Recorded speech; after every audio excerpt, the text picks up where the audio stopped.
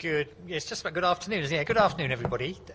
So, as you know, Martin Griffiths and I have just briefed the Council on current situation in Yemen, especially around Hodeidah. And the focus of the discussion has been about essentially how we prevent a battle for Hodeidah. We've explained why Hodeidah matters for the whole of the humanitarian operation.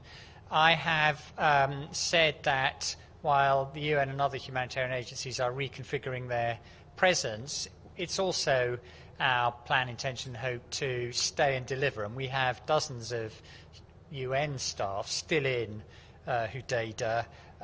We are working with very large numbers of Yemeni organisations and individuals through whom we're reaching 7 million people a month still with food assistance, and a larger number than that with other forms of assistance.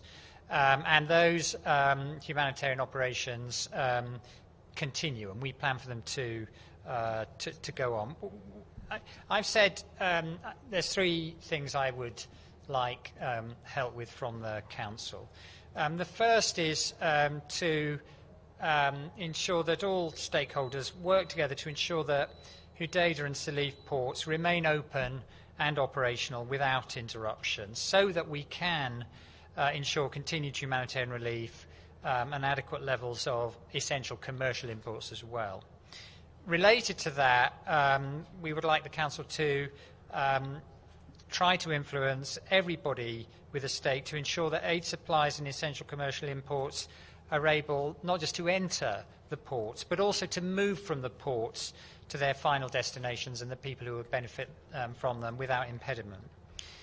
Secondly, we would like the Council's help to ensure that all parties to the conflict, including all affiliated forces, meet their obligations to protect civilians and civilian infrastructure, taking active steps to respect the fundamental rules of distinction, proportionality and precautions.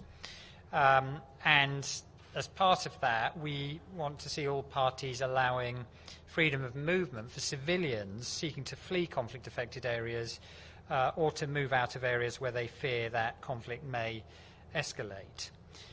And then, thirdly, we would like the Council's help in ensuring that not just Martin Griffiths' current efforts, which I'm not going to talk about in detail, and if you want to ask about the detail of it, you'll have to approach his team, not just his current efforts to prevent a battle for Hodeidah are successful, but also that everybody engages in a positive and productive and serious way with his wider plan, which he will be briefing the Council on next week, to move forward with the peace process in Yemen.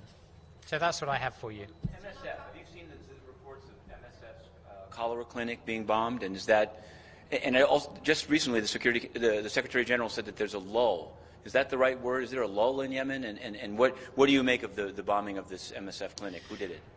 Well, unfortunately, through the course of the war, there's been a series of incidents where premises that should be protected have been caught up in the fighting, and I've seen those reports. I don't have detailed corroboration of them, but that's exactly the kind of thing that we're trying to prevent. Yes. Go ahead. No, sorry, Madam, you were first. It's okay. Mr. Lowcock, Friday will be Eid al-Fitr.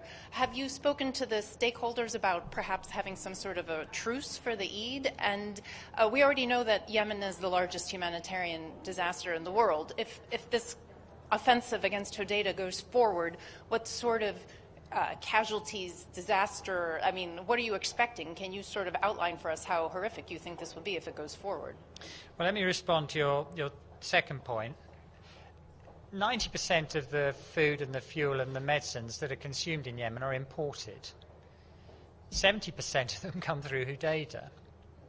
7 million people are completely reliant every month on food, and more than 7 million on other assistance from humanitarian organisations.